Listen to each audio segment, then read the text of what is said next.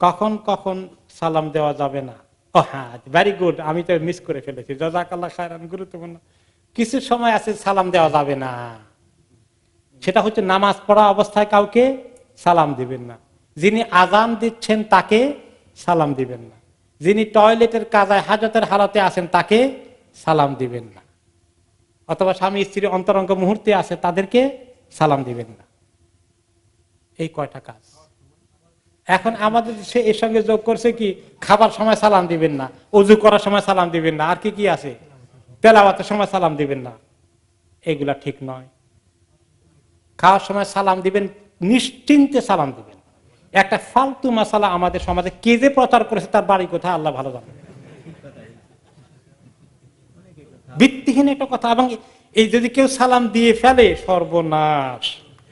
বাকি সবাই মনে করবে বেটা আস্ত আহাম্মক ছাড়া কিছু না, আর সেই বেচারা ভুলে সালাম দিয়ে ফেলে জিহ্বার মধ্যে অর্ধেক কামড়ে ধরে রাখবে, কি বোকামি, কি আহাম্মকি করছি, কেমনে সালাম দিয়ে ফেললাম, কত বড় ক্রাইম জানি করছি।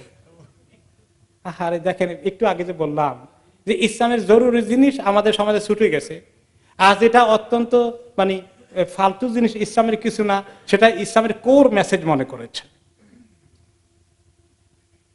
এখন থেকে প্রত্যেকেই সালাম, আমি দেশে গেলে কি করি জানেন, খাইতে বসলে কেউ আমি জোরে সালাম দেই, যেন আল্লাহ তাআলা বেচারা থেকে বুঝার তৌফিক দান করে। প্রচলন করে দেন, আপনারা দেশে গিয়ে এই কাজ করবেন, সালাম দিবেন ইনশাল্লাহ খাওয়ার সময়। হ্যাঁ, সালাম দিয়ে ভুল করে ফেলছি, এরকম অনেকে বলে সালাম ভুল করে ফেলছি, মাপ চাই সবার কাছে। হায় হায় রে, ভুল ধারণা দিনের নামে কি পরিমাণ আছে। তো কাজে আবার বলে আজান দেওয়ার সময় সালাম দিতে নাই, আজান দেওয়ার সময় মুয়াজ্জিনকে সালাম দিবেন না, বাকিদেরকে দিতে পারবেন। অজু করার সময় সালাম দেওয়ার ব্যাপারে কোনো আপত্তি নেই।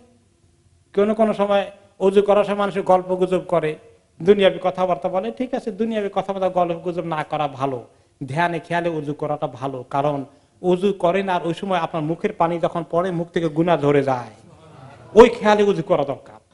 দুনিয়াবি কথাবার্তা না বলা ভালো। তো সালাম দিলে কি এটা, সালামের নাম কি দুনিয়াবি কথাবার্তা নাকি?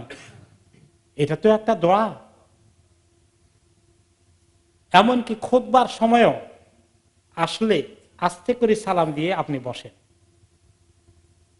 আর তিনি যিনি পাশে আছেন তিনিও আস্তে করে উত্তর দিবেন।